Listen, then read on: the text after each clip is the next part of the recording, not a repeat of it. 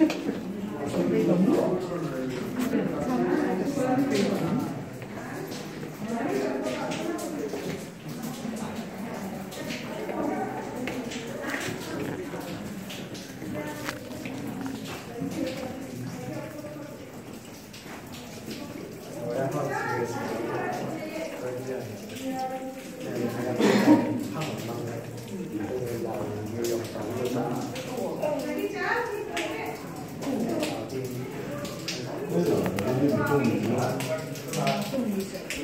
right here we have a calcite formation called flowstone.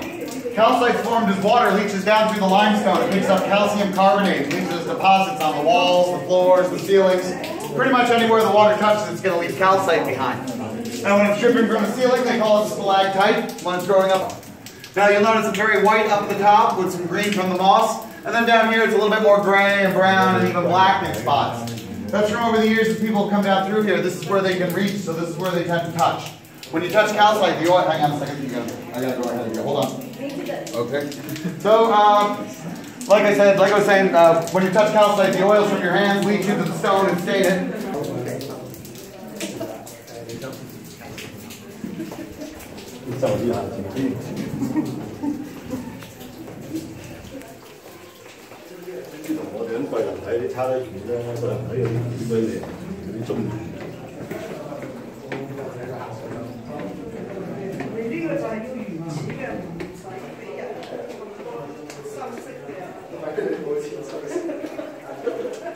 Widen this section out. Before that, we'd have to climb or crawl on our stomachs through mud and water and rock. Nobody really wants to do that, so they came down here sometime in the 30s or 40s with hammers and drills and chisels and widened it out a little bit. They used all the rock that they took off the wall to make the pathway that we're walking on today. But aside from that, and of course the lights and the stairs, everything else down here was all naturally formed over the course of hundreds of thousands.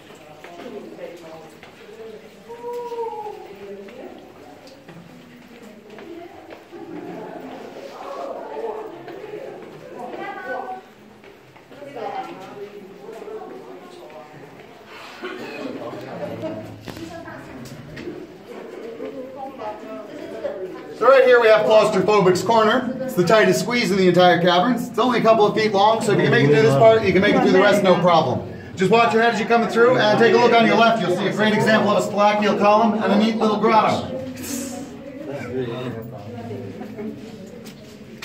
Be careful with your head. Be careful. 小心啊，准备看。是你的吗？ So be careful, guys. So right here we went up together about 5 feet down the line. You're more than welcome to take the path on the left if you'd like. We call that the adventurer's path. Your feet are going to get a little bit wet. There's about 3 or 4 inches of water down at the end and a pretty tight squeeze as well. Myself, I'd rather not have squishy shoes for the rest of the day, so I'm going to take the path on the right.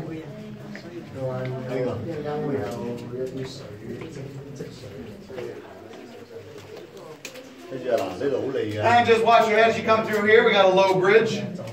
They call this our suspended ceiling. Now the way this formed was a section of the ceiling fell down and landed on top of some mud. Calcite dripped down and formed stalactite columns that locked it all into place. Then the mud underneath washed away, leaving that neat hanging ceiling.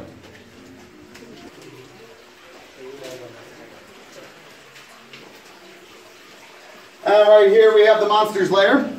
Some people also say it looks a little bit like a small hole. In this case, it's actually a pretty decent sized crevice, and you can check out the entrance when we leave the cave. You make a right and go down that gravel pathway. They call it the ice cave because it'll hold ice in until mid to late spring. Now, because it's open to the surface, we've had a problem in the past with animals making their way down through there. Mostly frogs, but they tell me they get the occasional raccoon, which sounds like a lot of fun to try and chase out of here first thing in the morning. Just watch your head as you come through here. We got headache drop. Definitely an appropriate name for it. I know I've hit my head on it once or twice.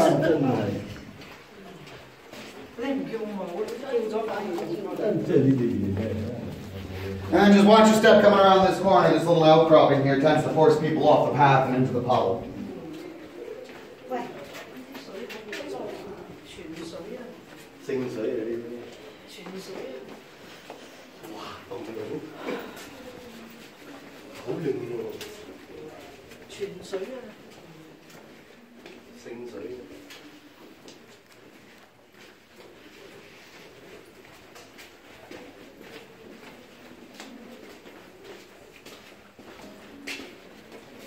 So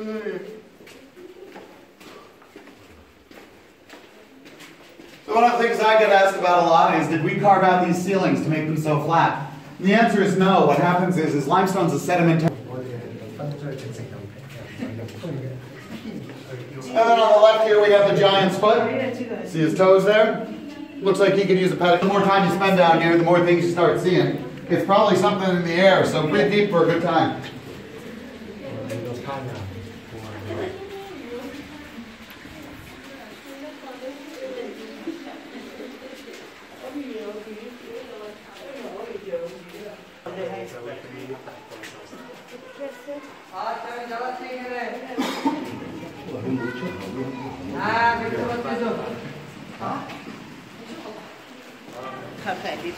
And then right here we have the Fountain of Youth. Ponce de Leon was in the wrong spot the whole time. He should have been in upstate New York instead of Florida. Now this is the only cave water that's drinkable. It filters down through the limestone, comes out through a natural spring back there.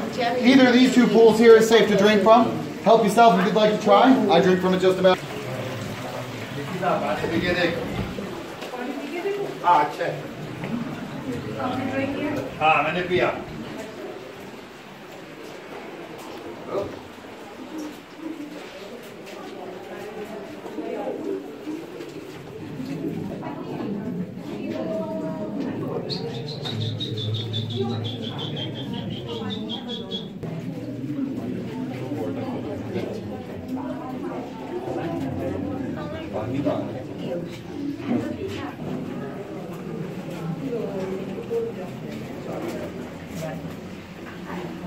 And right here on the left we have our very own wishing well, just like in the Goonies.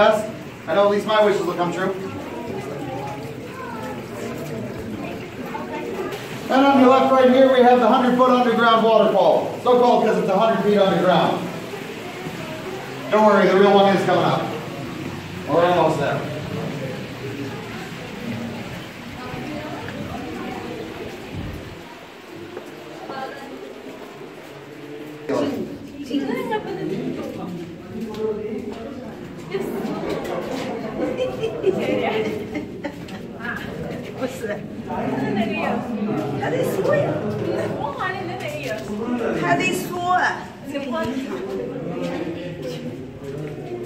Sampling where they drilled a small hole in the bottom of it, and they were able to determine that's about 300,000 years old.